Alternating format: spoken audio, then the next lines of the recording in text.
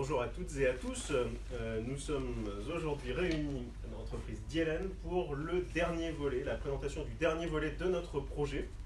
Aujourd'hui, sur le projet, c'est le volet développement économique, le volet commerce et insertion par l'emploi. Nous avons voulu ici, chez Dielen, et je remercie son dirigeant Antoine Noël de nous ouvrir ses portes. J'ai souhaité que nous puissions faire la présentation chez Dielen en accord avec Antoine. Pourquoi? Parce que nous sommes ici sur une entreprise humaniste, une entreprise qui, comme les qualifie souvent Hervé Morin, est une pépite de la région Normandie. C'est une entreprise à la fois familiale, une entreprise qui s'est très fortement développée ces dernières années, et c'est une entreprise qui est exemplaire en termes de responsabilité sociale des entreprises. On sait à quel point Dielen est investi dans le tissu associatif, dans le tissu local, autour de grands événements, et puis également autour d'associations fortes comme Rêve Manche, une association bien connue et pour laquelle Dielen est fortement mobilisée. C'est une entreprise responsable également pour ce qu'elle est et ce qu'elle fait au quotidien. Je parlais de sa forte croissance, mais ce que fait Dielen, ce sont des compléments alimentaires à partir de l'utilisation de la matière du poisson qui n'est pas consommée. Et c'était une idée, il faut bien le dire, assez géniale que ton papa avait eue il y a quelques années. C'est pour ça que c'est aussi une entreprise familiale, une entreprise qui a aujourd'hui 17 salariés. Antoine en parlera tout à l'heure. Je suis très heureux de le faire ici et très heureux également de vous dire qu'Antoine Noël fait partie de l'Avenir en tête. Il sera coéquipier, colistier sur l'Avenir en tête. Dans quelques jours, nous présenterons une équipe au complet qui représente l'ensemble des équilibres.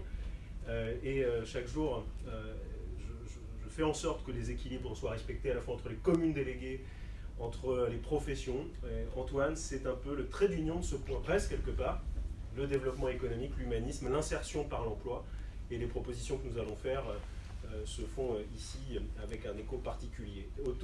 À mes côtés, Karine Hébert, que j'ai déjà présentée puisqu'elle est notre chef de file à Tour-la-Ville. Ce sera également la numéro 2 de la liste de l'Avenir en tête. J'en profite pour le dire. Elle sera en binôme quelque part pour mener cette équipe. Elle est très activement en campagne, en rencontre de proximité depuis plusieurs semaines. Je la remercie.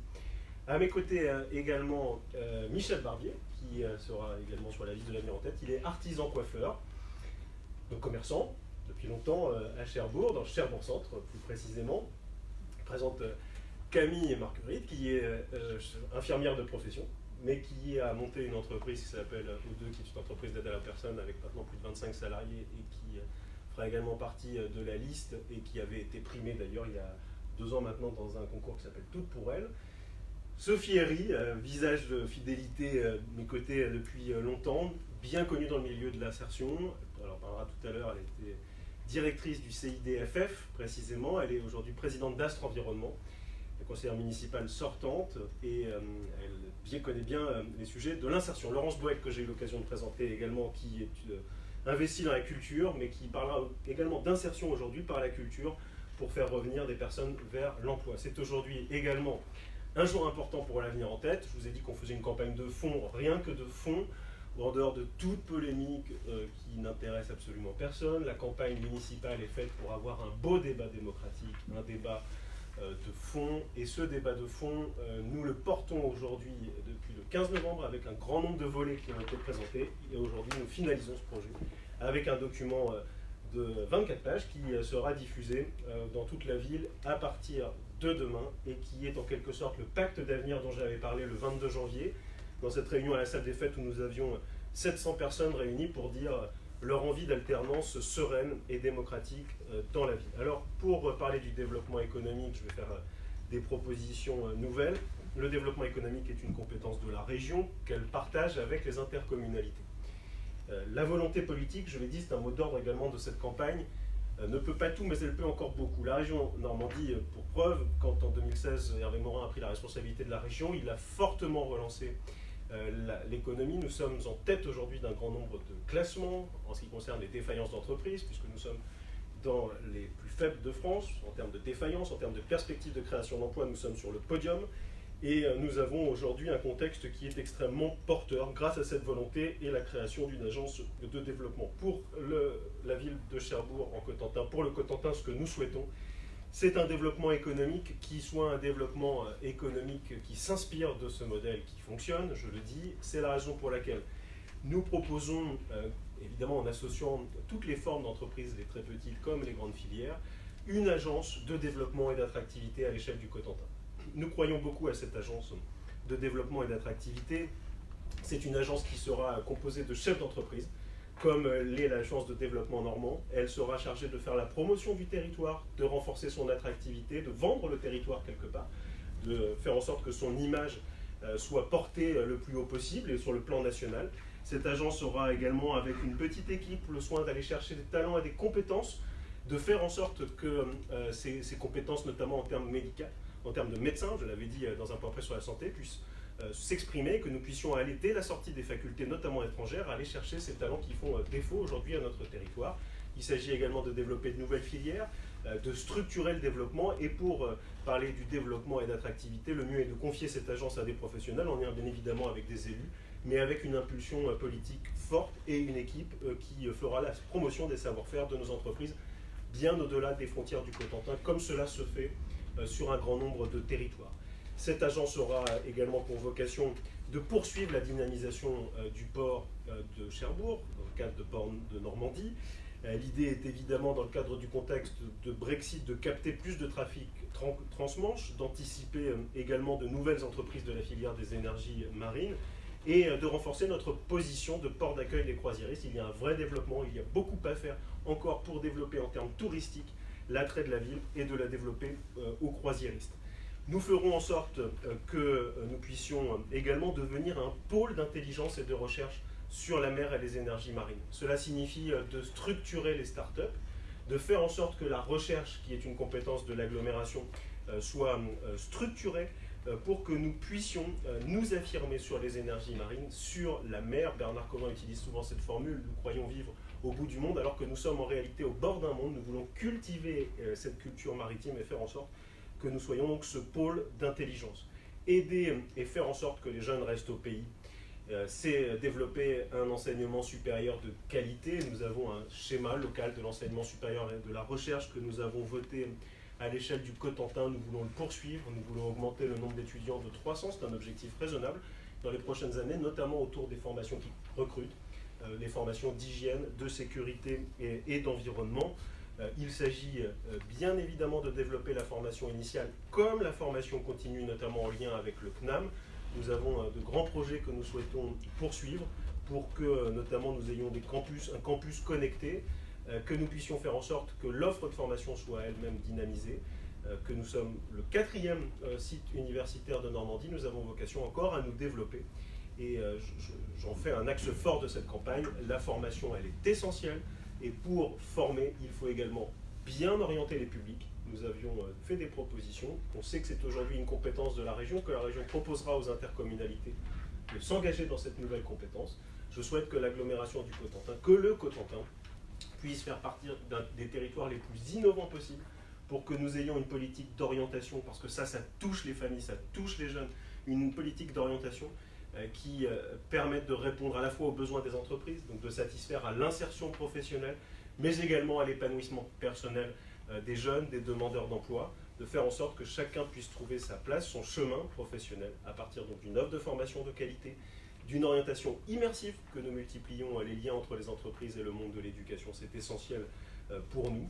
Et nous le ferons avec une détermination qui a été permis notamment à la région de multiplier le nombre d'apprentis et de l'augmenter de 5000. La volonté politique fonctionne et elle fonctionnera demain avec une politique d'orientation qui sera repensée avec un logiciel nouveau à l'échelle du territoire. Développer l'économie, c'est également renforcer l'attractivité de la ville et faire en sorte que nous ayons un tissu commercial qui soit le plus dense et le plus actif possible. De ce point de vue, nous avons 3 propositions qui sont 3 propositions clés. La première, pour redynamiser le cœur de ville, nous souhaitons que le poste de manager de centre-ville, que nous avons souhaité, soit un poste qui soit directement géré par la Fédération des commerçants. Et pour cela, nous transférerons les financements dédiés pour ce poste à la Fédération des commerçants, l'UCC, qui d'ailleurs aujourd'hui travaille en lien avec d'autres, parce que pour nous, et c'est là aussi une vraie logique programmatique, c'est qu'on place les gens compétents, on utilise les méthodes de gouvernance les plus efficaces. Un commerçant ou un animateur est le mieux placé pour savoir comment fonctionne sa ville, et nous souhaitons donc que ce soit les commerçants qui gèrent directement l'animation de leur ville par un animateur qu'ils auront choisi, recruté, et nous financerons ce poste par un contrat d'objectifs et de moyens. Rénover, le deuxième axe, les espaces commerciaux abandonnés, c'est un axe très fort également de l'avenir en tête. Nous souhaitons qu'une société publique-privée d'aménagement soit créée. Ça pourrait prendre également sur le plan juridique la forme d'une société d'économie mixte. Elle sera chargée d'acquérir et de transformer les locaux qui sont aujourd'hui abandonnés. Donc transformer et acquérir des locaux abandonnés pour les mettre à disposition à des commerçants potentiels à des loyers attractifs. Ça se fait ailleurs. Nous croyons beaucoup à cette solution.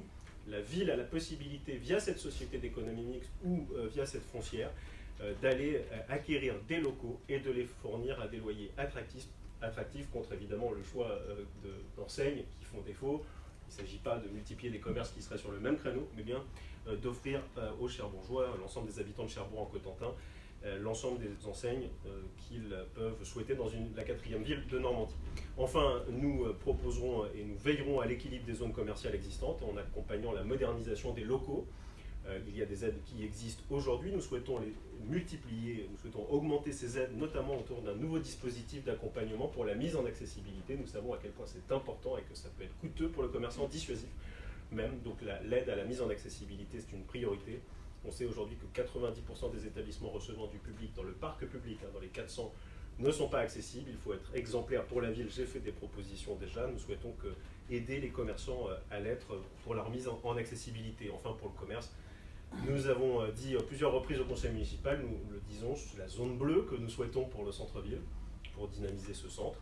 Et je l'ai dit à titre expérimental, une mesure de gratuité sur les transports le week-end, parce que la gratuité n'existe jamais, contrairement à ce qui peut être dit parfois. Donc une mesure expérimentale en lien avec les commerçants pour dynamiser le centre-ville. Nous accompagnerons le développement de l'économie sociale et solidaire. C'est un secteur important dans le Cotentin. Nous sommes à 13%, c'est le poids de l'économie sociale et solidaire. Nous avons vocation à continuer cette belle dynamique puisque nous sommes au-dessus dans le Cotentin de la moyenne régionale et nous souhaitons accompagner notamment ces entreprises dans leur réponse au marché public pour faciliter la réponse au marché public des acteurs de l'ESS. Nous souhaitons également faire en sorte que nous ayons des entrepreneurs solidaires en faisant des actions auprès des étudiants et des lycéens pour les sensibiliser davantage au monde de l'ESS. Il y a des aides qui existent, il faut mieux faire connaître ce secteur, mieux en montrer la pertinence et nous serons là aussi très actifs et très volontaires. Le développement économique, il a du sens lorsqu'il permet la création d'emplois. Et je voudrais aborder le dernier volet en quelques instants. Le dernier volet, c'est donc l'insertion par l'emploi.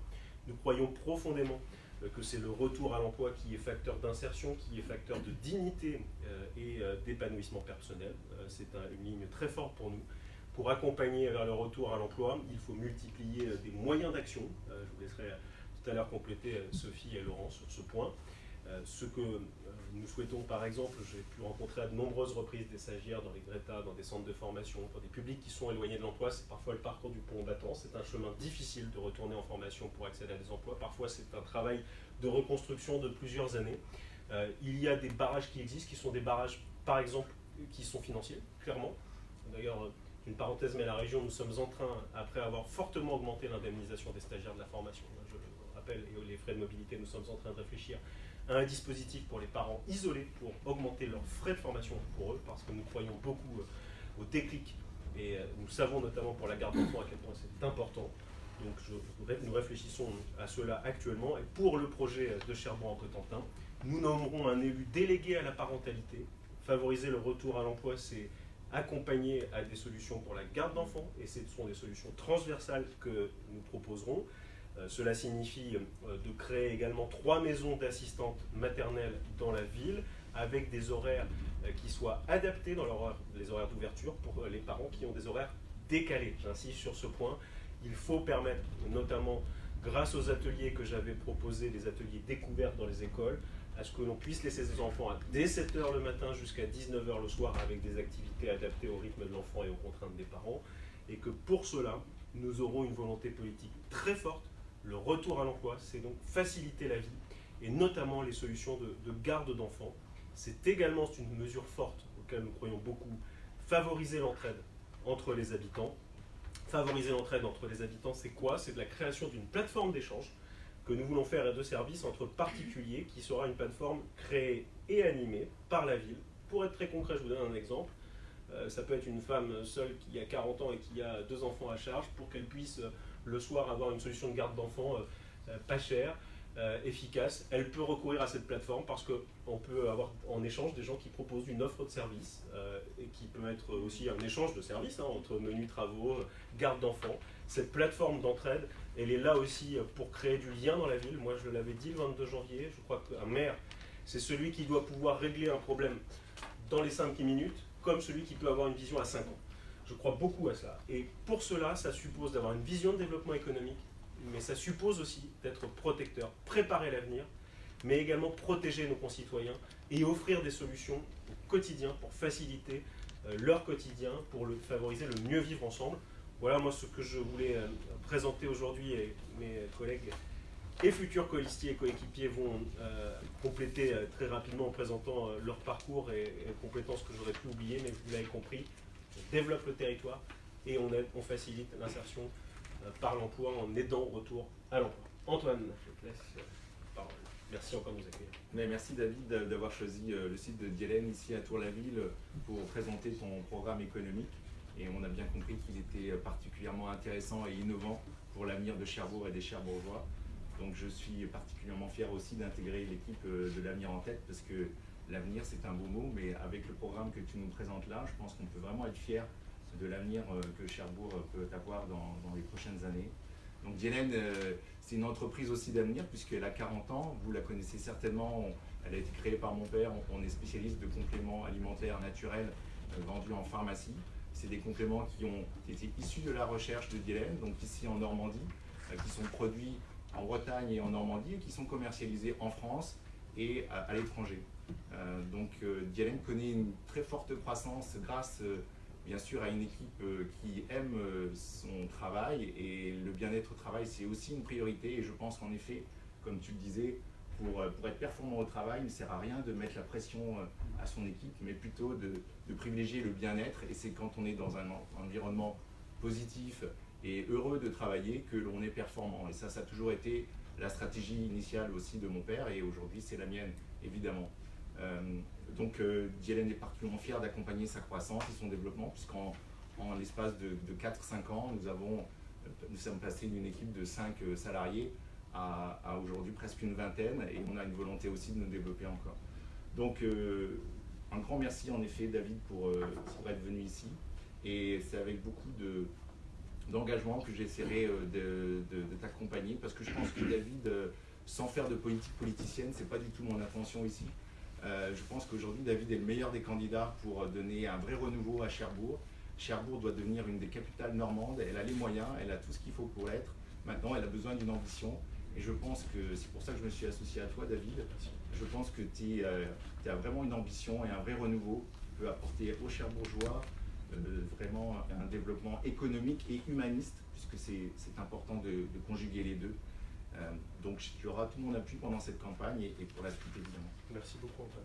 Camille et Michel, pour vous présenter. Donc moi je suis Camille Marguerite, je suis chef d'entreprise dans le service à la personne. J'ai actuellement une trentaine de salariés, et c'était important pour moi quand j'ai monté mon entreprise de pouvoir participer à l'attrait économique de mon territoire. Donc j'ai choisi le service à la personne puisque c'était aussi une façon de valoriser un métier qui est difficile et qui, on ne le sait pas, mais qui est encore à peu près à 50% de cette activité faite de façon non déclarée par les employeurs et pour les salariés. Donc c'était aussi une façon de permettre aux femmes qui exercent ce métier de sortir de la précarité, de leur offrir un CDI et bien évidemment de n'avoir qu'un seul employeur, de cotiser à la retraite et d'avoir des droits. Donc c'était aussi pour ça que j'ai choisi ce secteur et ce service à la personne en général. D'une autre part, je suis conseillère municipale depuis 2014 et très investie sur les questions du commerce et du centre-ville. On a beaucoup l'envie de vous faire participer sur ce que va devenir Cherbourg-en-Cotentin. C'est-à-dire que votre ville, elle vous appartient. Et donc on a besoin que vous soyez acteurs et qu'on prenne en compte vos choix dans les décisions de végétalisation, d'urbanisme, dans les choix des commerces, dans tous les projets structurants qui finalement vous appartiennent. Et donc moi, ça sera vraiment mon investissement pour ce mandat aux côtés de David et pour l'avenir en fait. J'espère que ça sera là, très prochainement. Merci. Merci Michel. Bonjour, je m'appelle Michel Barbé, ça fait 35 ans que je suis commerçant à Cherbourg, artisan coiffeur. Et j'adore ma ville, mais je trouve que le commerce, depuis quelques années, s'affaiblit parce qu'il y a trop de zones commerciales, je pense, à mon goût. Il faut à tout prix qu'on change les choses et je crois en David avec l'avenir en tête. En plus, pour un coiffeur, ça me va très bien. Donc, j'y crois. Merci David. Merci Michel. Sophie et Laurent sur le volet insertion, si vous voulez compléter. Alors, oui, Sophie Herry, donc je suis présidente de Ars Environnement. J'apprécie beaucoup d'être reçue par Antoine Noël dans cette entreprise humaniste, puisque moi-même, je suis présidente de Ars Environnement, qui est une association humaniste. Alors nous, notre objectif, David, Marguerite, que j'accompagne depuis des années et avec qui je souhaite participer activement lorsqu'il sera élu à Cherbourg, et j'en suis convaincue et j'en serai ravie. Je suis très proche de tout ce qui concerne l'insertion sociale et professionnelle. David a parlé beaucoup de ce qui concerne la formation. C'est un des objectifs de Astre Environnement, si ce n'est qu'avant la formation, nous recevons des personnes qui sont vraiment en situation de précarité, je dirais, voire exclues de l'emploi. Donc l'insertion passe d'abord par la remise en confiance, réapprendre les horaires, réapprendre à travailler, réapprendre à travailler ensemble, et c'est l'objectif de Astre Environnement avec toute notre équipe. Nous accompagnons beaucoup de personnes qui perçoivent le RMI, nous accompagnons des personnes qui sont atteintes d'un handicap, des jeunes, et qui font un travail extraordinaire. Et nous avons entre 40 et 50 salariés chaque année en insertion, qui sont encadrés par des chefs de chantier et par tout un personnel administratif et une accompagnatrice sociale. Le rôle de cette structure, ce n'est pas systématiquement l'emploi au départ. On découvre en parlant avec ces personnes en grande difficulté qu'il y a des problèmes de santé, des problèmes de logement, des problèmes de parentalité. Et je rejoins tout à fait David lorsqu'il parle d'un poste lié à la parentalité à la mairie. Ça sera vraiment extrêmement important pour répondre au quotidien à toutes ces personnes, de telle façon à ce qu'elles ne restent pas sur le bord de la route. Je dirais simplement que par rapport à ces 40 et 50 salariés en insertion que nous recevons chaque année, beaucoup arrivent à s'en sortir, pas forcément avec un emploi direct, mais vont rentrer en formation. Et suite à cette formation, on a des entreprises qui nous aident et qui les accueillent en stage. Et souvent, ça aboutit à un CDD au départ, mais voire aussi un CDI. Nous travaillons bien évidemment avec les collectivités qui nous aident beaucoup. Et nous travaillons principalement aussi, puisqu'on parle souvent d'écologie, pour la protection de l'environnement, en faisant en les sensibilisant au développement durable. C'est le nettoyage des plages, nettoyage des rivières, etc. etc. Donc c'est un travail qui est absolument passionnant, humain, et nous devons continuer à faire prospérer cette structure, et nous avons besoin de tout le monde. Voilà. Merci Sophie. Laurence, est-ce que Alors, Laurence Boeck, je suis enseignante et aussi auteure-metteur en scène, et pendant 10 ans, j'ai travaillé à l'intérieur d'une association tout le temps en tant que bénévole. Et le volet culturel, vous me demandez qu'est-ce que je fais là au développement économique. Et ben, en fait, pendant 10 ans, j'ai utilisé, ça n'a jamais été une finalité, le théâtre et la musique et la danse, mais ça a été un outil d'orientation et d'insertion pour les jeunes et les adultes, pour beaucoup qui passaient dans la compagnie, dans l'association où j'avais la chance de travailler bénévolement, et qui permettait une estime et une confiance en soi. Et on sait que ce sont des vecteurs qui permettent après aussi de mieux s'insérer. Donc je pense que le culturel, en tout cas, avec des structures d'ailleurs qu'on va continuer à accompagner, si nous sommes élus, qui fonctionnent très bien déjà, je pense à la Femme dans la ville par exemple, ou d'autres, qui aident déjà. J'en oublie, je m'en excuse, mais je connais leur existence et on va continuer à les accompagner. Et peut-être aussi créer de nouvelles dynamiques pour que le culturel et l'éducatif soient effectivement aident à l'insertion économique. Je l'ai pu le voir personnellement avec les jeunes que j'ai suivis.